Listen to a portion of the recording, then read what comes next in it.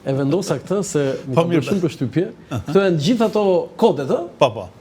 Kodi shifror që transmitohet, sepse çdo grup që dërgohej, radio. Jo, në radio. Çdo grup që dërgohej kishte me vete edhe një radist dhe një radio. Po.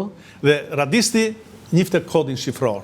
Dhe këto janë mënyra se si grupe 5, që shikon nga 5 shifra. Ja të marrë parë, 1-3-8-9, Po. Kush që ishe këtë numër? Ajo fjala vjen iki, shkoj. Edhe ai pi. Shkova. Vazhdon me tjetrën. Po. Kjo ka vazhduar edhe më vonë, Se nga gjitha ato që ti ke votuar, kjo ka bërë shumë përshtypje. Po, këto janë kodi shifror. Këto ju kapën. Dhe mbasi se kjo ka rëndësi të madhe. Ju kapën ati radistit, e? Po. Po, dhe? Dhe u deshifruan.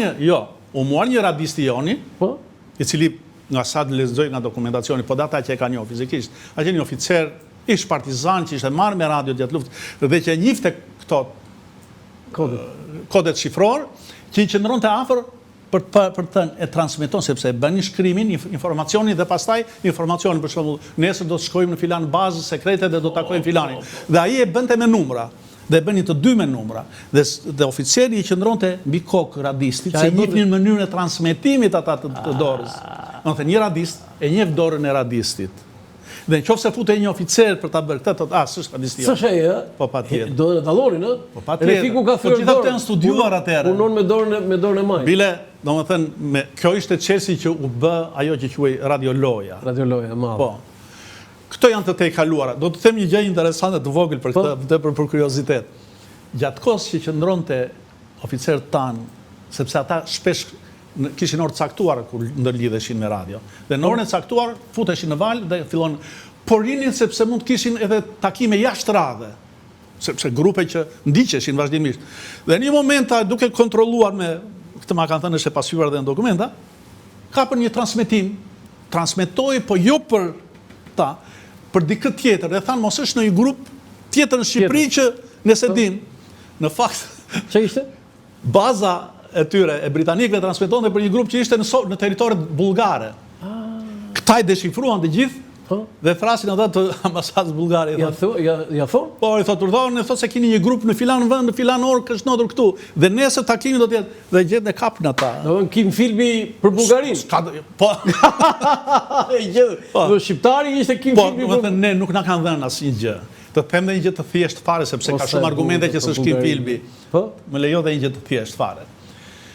Në shkollën Gjergjinski në Moskë, ku përgatiten kuadrot të shërbimit sekret, kanë mbaruar dhe disa oficerë, tani nuk janë ata, pjesa me madhe kanë vdekur. Sa shqiptarë mbaruan atje?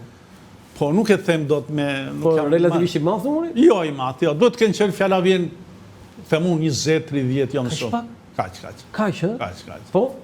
Dhe midis tjera në dy nga ata që i kam respektuar për kulturën që kishin, midis tjera më ka thënë Perla Çavushi. Po? Dhe duke biseduar për këtë temë, kam thënë, më ka thënë një gjë, duke thënë që ja argumentet, ja dhe libra që provojnë dhe dokumentacion që provojnë që nuk kanë qenë. Edhe ai sigurisht pajtoi me vendimin tim dhe tha, shikon do të them vetëm një gjë. Në shkolla tjetër, kanë qenë të rritur, atje kanë qenë 24-25 vjeç kur kanë shkuar, tha këto shërbime sekrete në shkollat e tyre kanë disa dispensa, libra të praktikave të ndryshme, të ngjarjeve të ndryshme, që ja u japin studentëve edhe për kulturë të përgjithshme,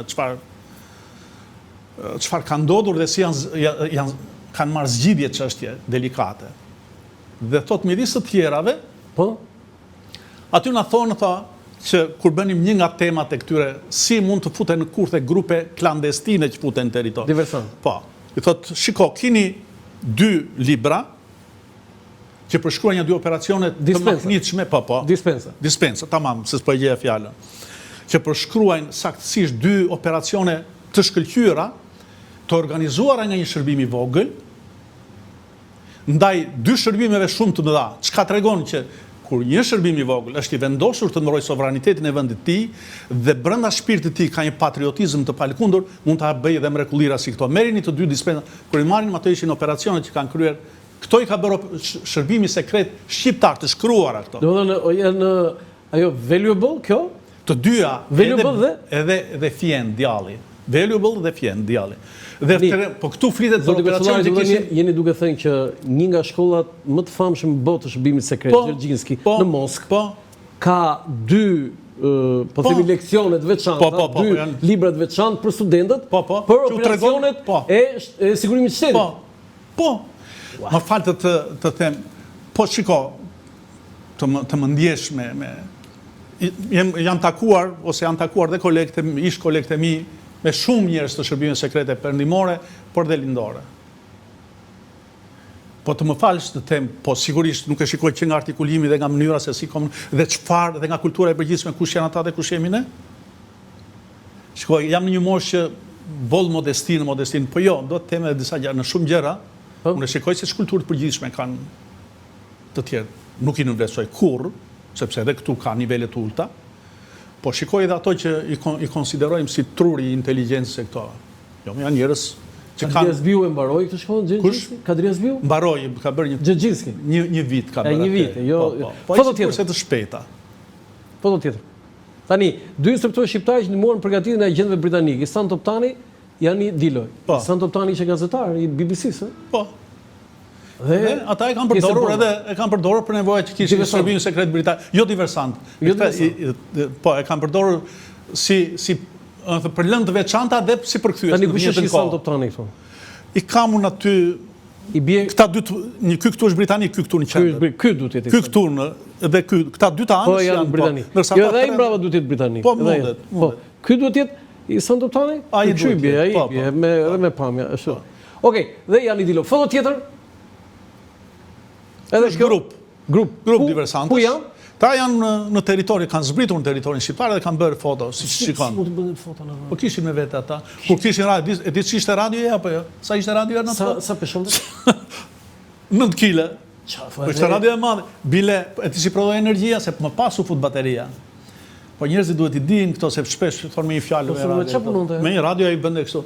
Bile të them në... Ajo punonte me një kështu si biciklet, që prodhonte energji dhe pedal, bravo. Po, dhe i çonte energjinë dhe ai pastaj radio punonte të transmetonte, po. Më pas dolën bateritë. Bateritë, po.